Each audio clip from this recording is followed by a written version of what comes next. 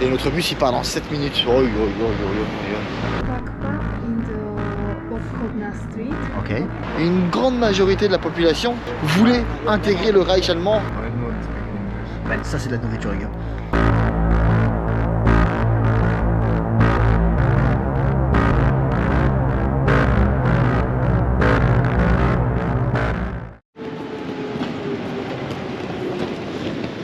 Bonjour, de Vienne. Bonjour. Bonjour. Il est 5h30 du matin, la ville se réveille et nous on s'en va prendre le métro pour ensuite commencer une aventure en Flixbus. Donc c'est parti, accompagnez-moi, on va tenter aujourd'hui de rejoindre Bratislava en Slovaquie. Let's go.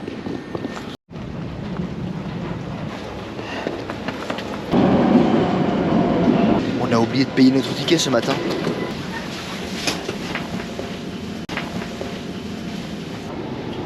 Puisque vous oublié de payer les tickets.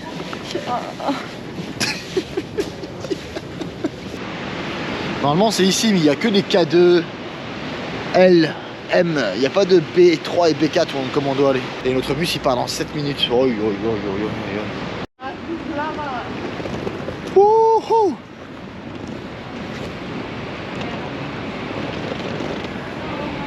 Numero, madame. Numero.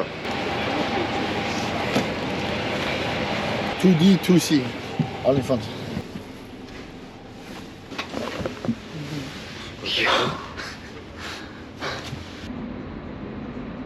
Alors en fait, si vous regardez une carte, Vienne et Bratislava se trouvent juste côte à côte, chacun d'un côté de la frontière. On va voir comment se passe la traversée de la frontière. Et là, l'autoroute qui passe en sens inverse, elle va en direction bien sûr de l'Autriche. Et alors, il y a beaucoup de personnes qui vivent en Slovaquie, qui vivent à Bratislava, qui viennent travailler en Autriche et qui retournent en Slovaquie juste après, tout simplement parce que les salaires sont beaucoup plus élevés en Autriche qu'en Slovaquie.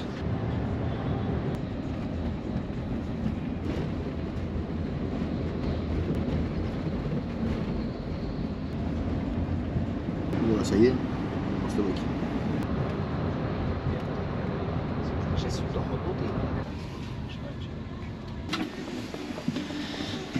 Thank you. See you next time.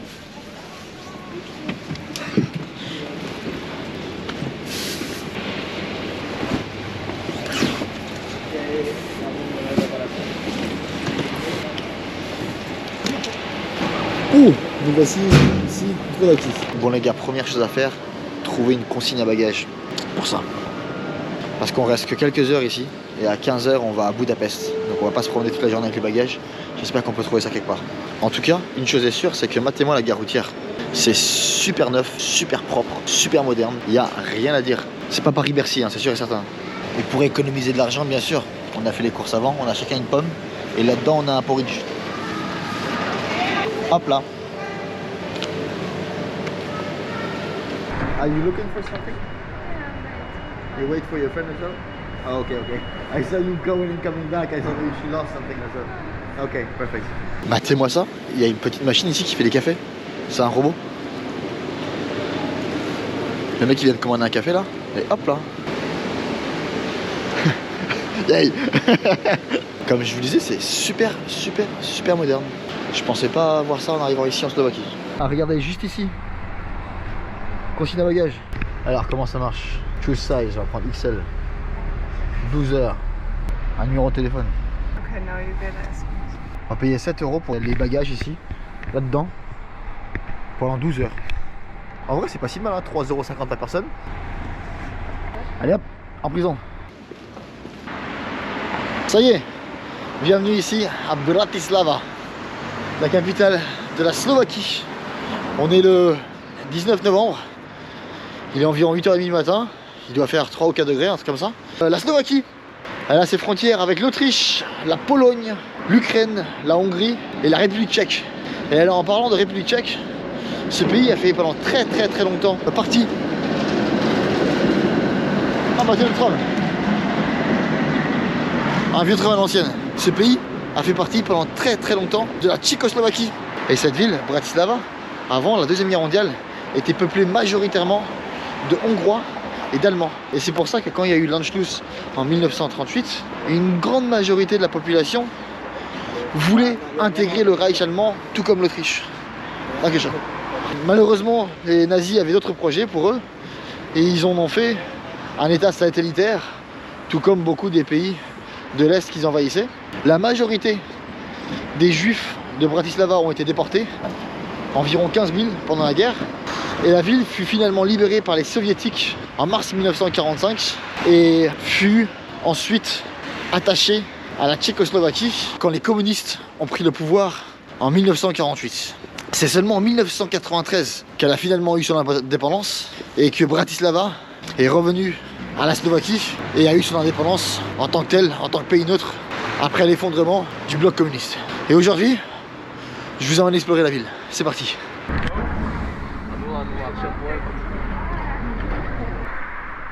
Peut-être parce qu'on se trouve dans un quartier avec plein d'universités par ici, mais depuis qu'on est sorti du bus et qu'on est en train de marcher, on croise beaucoup de jeunes.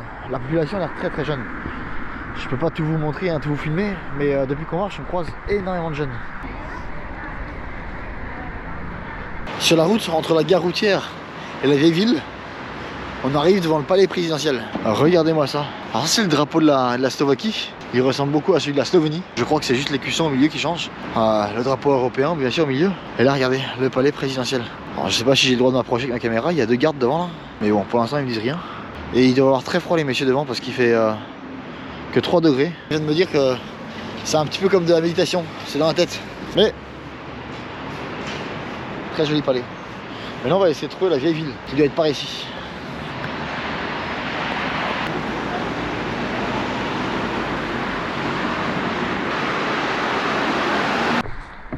Ça fait une bonne heure qu'on marche maintenant. Et alors même si la ville elle est plongée dans le brouillard aujourd'hui, on voit rien du tout. On va quand même monter à ce point de vue. Peut-être qu'on verra quelque chose. Et ça les gars, c'est le château de Bratislava. Et alors, on voit que dalle à cause du brouillard.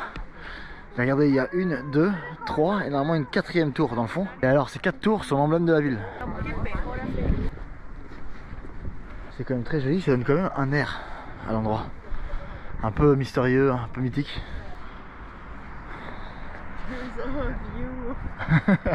Allons voir si on voit mieux de là-haut. Je suis sûr qu'il y a une grande différence. Matez-moi la vue. Je pense que je vais investir 1 euro là-dedans pour voir quelque chose de mieux.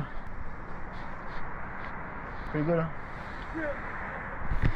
Non, en vrai, trêve de plaisanterie. Logiquement, à la base de ce château, du Schloss de Bratislava ici, on pourrait voir Vienne, donc l'Autriche, mais aussi la Hongrie, mais pas aujourd'hui. Les sculptures qui se trouvent au-dessus du porche d'entrée là, par lequel on est passé, on dirait quand même quelque chose qui ressemble à des légionnaires. Des légionnaires romains, quand on voit les boucliers, les casques, les drapeaux. Une chose qui est sûre, c'est que la cour intérieure, elle n'est pas envahie de touristes, hein. Ça c'est sûr et certain. Ah, c'est là, allô. Oh. We all had the same reaction, we're like wow. Quand on peut pas voir la ville de là-haut, on va essayer de descendre et explorer un petit peu le centre-ville.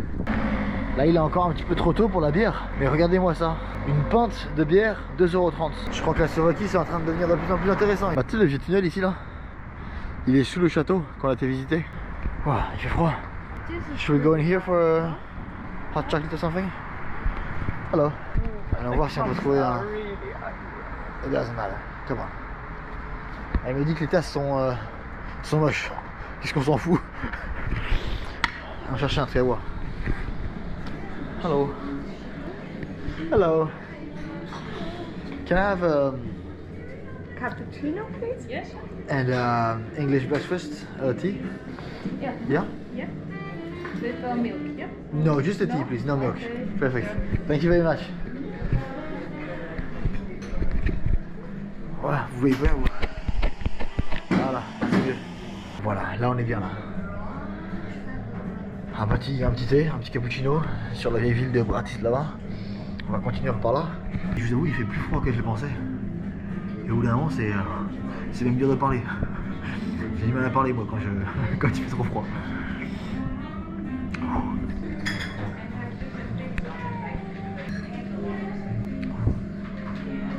And I'm sorry, a little question. I heard on the internet that the typical dish is kalushki. Galushki? Galushki, yeah. Do you know a place where we can find some good one around here? Slovak pub in the Obchodna Street. Okay. Obchodna Street, there are Slovak. In the old town there? When you go to Kapucinska here and now go to the upstairs, no stair. Okay. Just to follow straight Okay. up, there are Obchodna, there Yeah. are tram, and Slovak pub is in the middle of end. Of Okay, perfect. I'm gonna try it out. Thank you. Thank you so much. Thank you for the tea. See you soon. Bye bye. Thank you. Bye bye. Bon, comme vous avez entendu, on va essayer d'aller trouver de la nourriture locale qui s'appelle du kalushka. Galushka. Kalushka. Kalushka. Voilà. C'est juste comme ça. On va essayer de trouver ça dans la vieille ville maintenant. Mais avant ça, il est l'heure de coller un tibia. Por favor.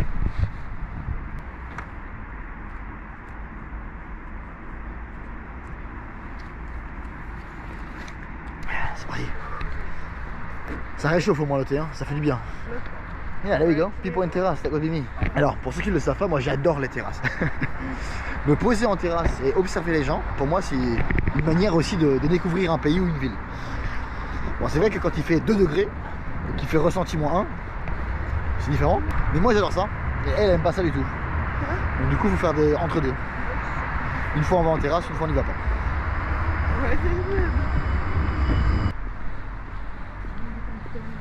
Allons voir qu'est-ce qu'il y a par ici. Put on your gloves on. Nice and cold outside. Yeah, it's so cold. It's so cold. Ah. What is this? Okay. Ah, regardez. Alors, regardez. Comme on a vu à Vienne. Alors en plus petit. Mais alors je parle pas le tchèque ni le slovaque. Mais j'imagine que c'est la même chose parce que regardez, vous avez un nom. Gisela Flamenchnova. J'imagine Nar, ça doit dire né en 1892. Et Depoltovana, ça doit vouloir dire déporté, 1944. Et le reste, Do Sere, Do Osvunio, Zadravdena, je sais pas. Petit plat qui veut dire la même chose que ce qu'on avait vu à Vienne dans la vidéo précédente. Pour ceux qui ne l'avaient pas vu, on a exploré Vienne. Et ces petits plats-là sont pour rappeler que dans le bâtiment qui est devant, il y avait à l'époque une famille juive qui a été déportée pendant la guerre. C'est une très bonne chose de pouvoir se souvenir comme ça. C'est très joli par ici. C'est very nice, hein. Là aussi, il faut s'imaginer qu'on est fin novembre, début décembre, qu'il fait froid, qu'il y a du brouillard, mais qu'en plein été, ça doit être une vibe différente. Et là, regardez, encore un drapeau LGBT. C'est autre chose aussi qu'on a remarqué depuis qu'on se promène, c'est qu'il y a des drapeaux LGBT partout dans cette ville. Partout, mais alors vraiment à toutes les fenêtres, à tous les balcons, il y en a partout. Tourist menu. Local beer, local spirit, for you 50. Peut-être après. Maybe for later. Hein. Voilà. Là, on peut vraiment bien reconnaître qu'on est dans le centre historique. Hein. Regardez-moi ça. C'est vraiment mignon. Une petite ville typique d'Europe centrale. Ah. Les Espagnols. Ça parle vraiment toutes les langues ici. Et en parlant de langue. D'ailleurs, en parlant de ça. Ici, on parle le slovaque, qui est très très proche du tchèque. Comme la ville a fait partie pendant très longtemps de la Tchécoslovaquie, c'est pour ça qu'ici, ils parlent tous une langue qui est très très proche du tchèque. Quelques mots changent, mais sinon ils peuvent se comprendre. Tenez, vous voulez commencer à apprendre le slovaque? Bonjour. Den journée, les chocoladi, sans chocolat, jakoden. Et comme une journée, les slunka, sans soleil. Ah voilà. C'est pareil le slovaque maintenant les gars. Bratislavaška passage. Là. Ah, c'est un fromage fondu. Là, regardez, c'est ça là. On va essayer de commander un truc super local ici. Voilà, ça qu'on va commander. Blidjove halushki. 5,90 €. Hello. Hello. Can we have the halushki, please? Thank you. Thank you very much. How do we say thank you? How do we say thank you? I don't speak English. But thank you. In your language, in Slovakian, Yeah. thank you. Thank you. Ukrainian. Ukrainian. You're from Ukraine. Okay, sorry. Là, on commande avec lui. Et regardez, là, on peut voir la cuisine. Hello. Ils sont en train de préparer la pâte ici. Et nous, on va s'installer ici, dans le petit passage là ici. Thank you. Thank you very much.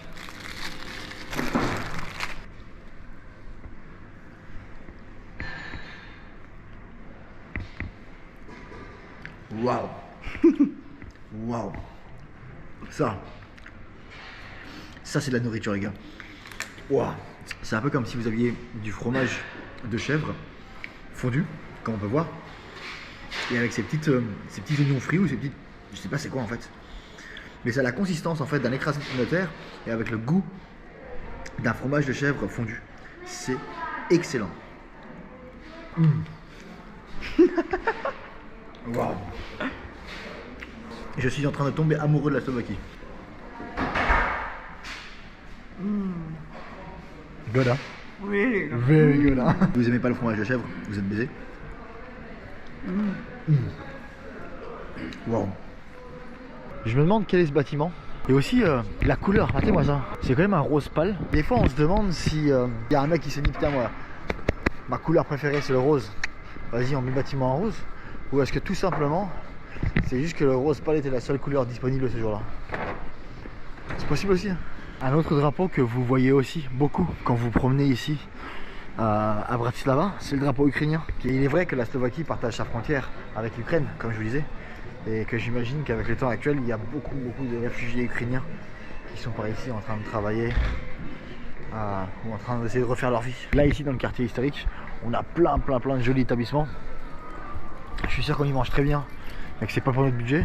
Et on a cette fameuse tour avec son clochette ouvert. Et dans ces petites rues, moi je suis en train de chercher pour une bière typiquement slovaque. Et si possible, un peu cher. Hello.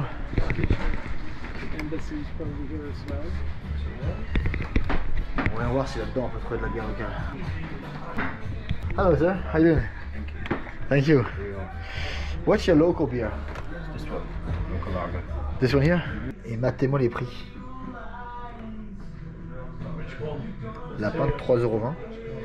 C'est la bière locale. Et là si vous prenez une Budweiser, je sais pas trop quoi, la pinte elle est à 2,50 €. Hey, thank you very much. Thank you. I don't think, thank you. Ça y est? Yakuyen. Yakuyen. Bah c'est moi ça. Ah. Bienvenue en Slovaquie.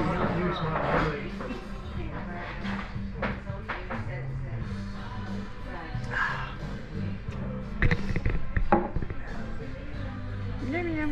Miam miam. Miam miam. Miam miam. Miam miam.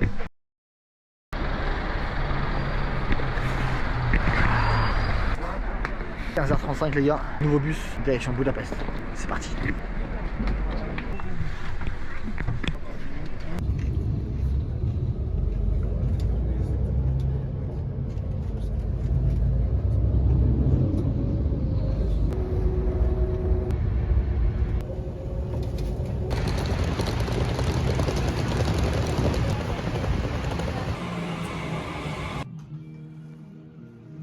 Ça y est les gars, retour à la vie d'auberge, bien arrivé à Budapest, en Hongrie.